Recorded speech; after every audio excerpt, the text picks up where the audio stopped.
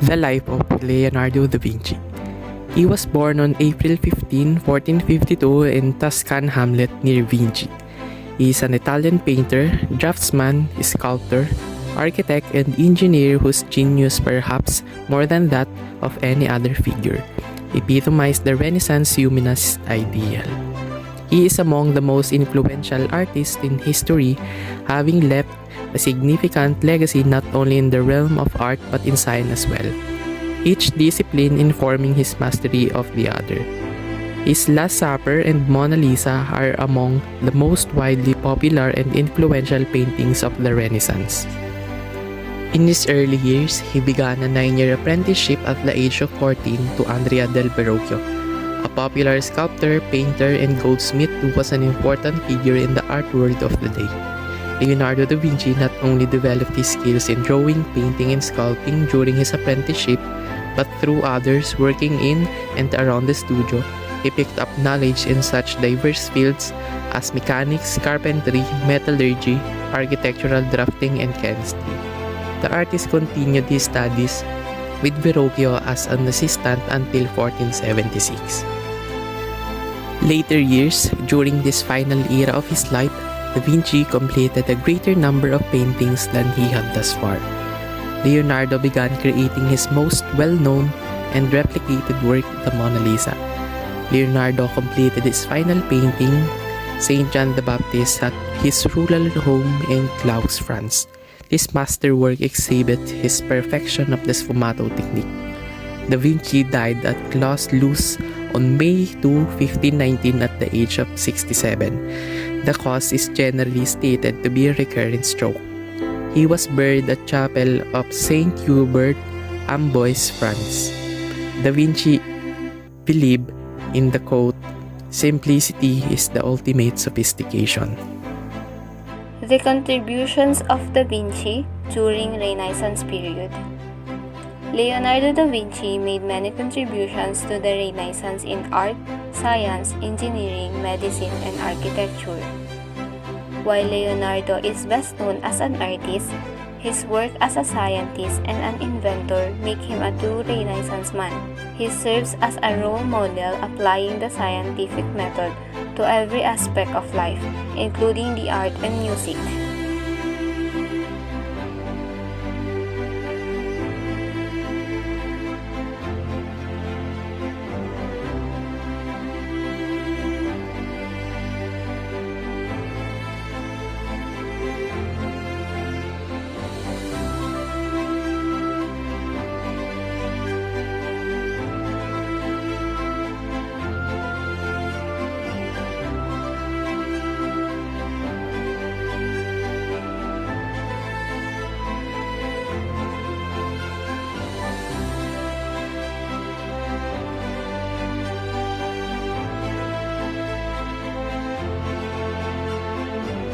However, his influence was limited by the power of the Church as he could not publish his findings on his anatomical studies because the dissection of bodies was considered sinful by the Catholic hierarchy and could have even prosecuted by the civil authorities.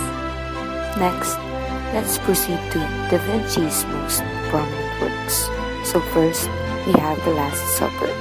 The painting of The Last Supper, or the Cenacolo in Italian, is Da Vinci's visual interpretation of the New Testament's events that transpired before the betrayal of Christ and, most importantly, the Eucharist. This was painted between 1495 and 1498 for the Dominican monastery Santa Maria dei Grassi in Milan. It was commissioned by Ludovico Sforza, the Duke of Milan and Leonardo's patron. He bypassed traditional fresco painting techniques, which, because it is executed in fresh plaster, demands quick and interpreted painting using the technique tempera on beads. Next, let's proceed to Mona Lisa. The painting of Mona Lisa, also known as the portrait of Lisa Gherardini, the wife of Francesco del Giocondo. In Italian, it is called La Gioconda, and in French, La Joconde. This is an oil painting on a popular wood panel by Da Vinci and is probably the world's most famous painting. Painted in Florence, It was done by Leonardo between the years 1503 and 1519 using oil paints. It was said that the painting took so long to finish as Da Vinci was an extreme perfectionist and had applied meticulous sfumato or the use of fine shading. The artwork is now displayed at the Louvre Museum in Paris, France. Raphael, an Italian painter and architect. Biography of Raphael. Raffaello Sanzio or Raffaello Santi was born on April 6, 1483 in Urbino. Died on April 6, 1520 in Rome, Papal States of Italy. Master painter and architect of the Italian High Renaissance, best known for his Madonnas and for his large figure composition in the Vatican. His work is admired for its clarity of form and ease of composition and for its visual achievement of the Neoplatonic idea of human grandeur, and he was crowned the Prince of Painter. Early years at Urbino. Raphael was the son of Giovanni Santi and Magia di Barista. His father, according to the 16th century artist biographer Giorgio Vasari, a painter of no great merit, he gave his son his first instruction in painting. Urbino had become the center of culture during the rule of Duke Federico da Montefeltro, who encouraged the art and attracted the visit of men of outstanding talent, including Donato Bramante, Piero della Francesca, and Leon Battista Alberti to his court. In addition to this practical instruction, Perugino's calmly exquisite style also influenced Raphael. The Giving of the Key to St. Peter, painted in 1481-82 by Perugino for the Sistine Chapel of the Vatican Palace, inspired Raphael's first major work, The Marriage of the Virgin, 1504. Three small paintings done by Raphael shortly after the Marriage of Virgin are The Vision of Night, Three Graces, and Saint Michael, are masterful examples of narrative painting, showing as well as youthful freshness, a maturity ability to control the elements of his own style. Although he had learned much from Perugino, Raphael by the late 1504 needed other models to work from. It is clear that his desire for knowledge was driving him to look beyond Perugia. Role of Raphael during the Renaissance period. Raphael, like the other significant Renaissance figures, was a man of many talents, and he was also an architect. Raphael had a great respect for the classical past, and he was one of the first to display an interest in archaeology. He urged the Pope to stop the destruction of ancient ruins.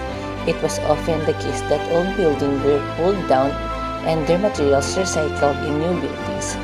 Raphael was appointed the Commissioner of Antiquities for the city of Rome by Julius II.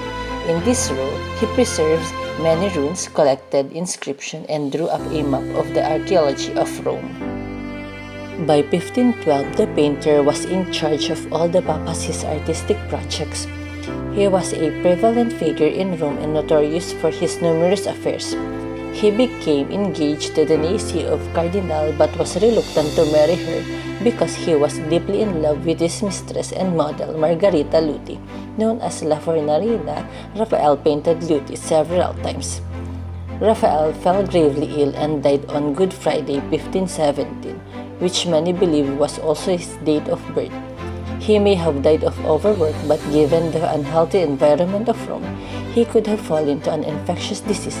In his will, he left most of his estate to his beloved Margarita. Raphael was buried in the Pantheon in Rome and was early that cut short the life of remarkable artistic talent. Raphael's influence on painting. Raphael had an enormous impact on the history of painting during the Renaissance. His work was a very classical in style, and in this regard, it was similar to Michelangelo and Leonardo. However, he took painting in a new direction, and he wanted to show the emotion of his subject. Previously, art had been reluctant to show emotion realistically under the influence of classical art. Raphael was not afraid to portray his subject in an emotionally realistic way, and this made him a very popular in particular. It means that he is a much admirable portraitist. His portraits are considered to be among the finest that have ever been composed.